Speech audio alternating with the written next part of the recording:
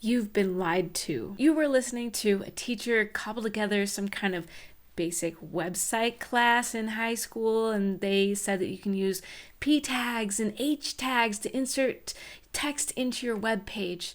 So they pop in their H1 and suddenly the text is bigger. Yay! Now HTML is second nature to you. You are building pages that actually look good for the most part, and the designers that you work with are putting little headlines above headlines, right? They're over your H2s, so you're like, hey, you know what?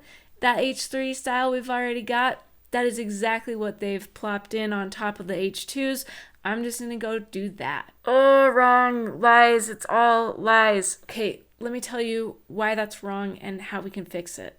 Now, designers and SEO managers always have opinions on things like this, but there is something that is more important than both of them: accessibility. I promise that when you break accessibility, you actually are breaking SEO as well. So you can tell your SEO managers that yes, they are welcome to change the text of the heading, but they don't get to decide what heading level it is just to satisfy some weird, old, out-of-date, hacky formula that they stole from someone else.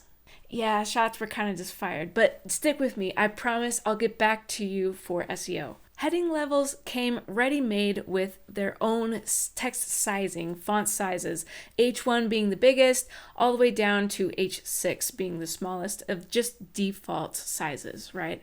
But that was never supposed to inform your decision on when to use a specific heading level tag. Yes, headings can help with your search engine optimization. Yes, you can change the styling of any heading level to be whatever you want for designer's sake. And yes, headings help people.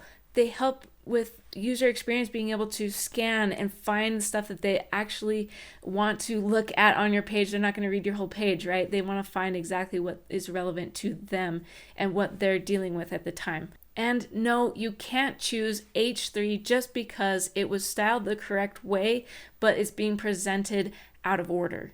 So let me show you. The internet is made up of a whole bunch of documents. Yep, plain old docs.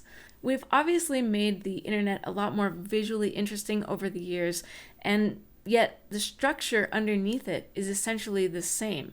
And that's really important when it comes to accessibility. For a sighted user, we can use headings to quickly scan the page and find what's relevant to us and skip to that part that we want to read. With screen readers, you're going to have to rely on those headings to help you navigate the page as well. But as soon as you start messing with the order of those headings, everything becomes a lot more confusing and a lot more frustrating too. It's kind of like if you're trying to understand dog breeds, why is it telling me first about Siberian Huskies and then going back to the general term of dogs?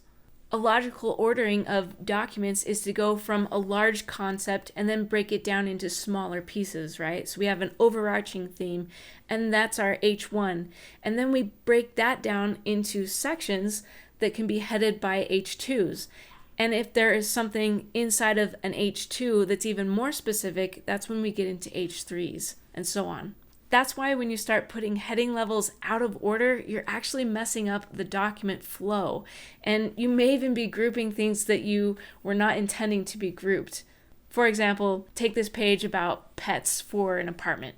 And let's say we've got a couple of headings, heading level 2, cat, guinea pig, and pit bull. And the design wants pit bull to have the tag never above it as a visual cue that, you should never have a pit bull, for example.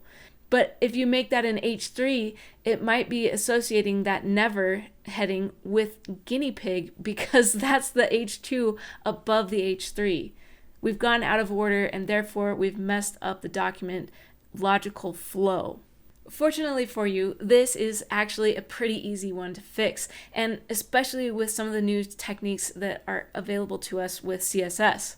Your first rule is you always choose your heading level based on logical ordering and the document flow. Second, you can use CSS classes or CSS variables to apply the styles that you need rather than applying them directly to the tag itself, and stop using the tag itself as a way to style your page.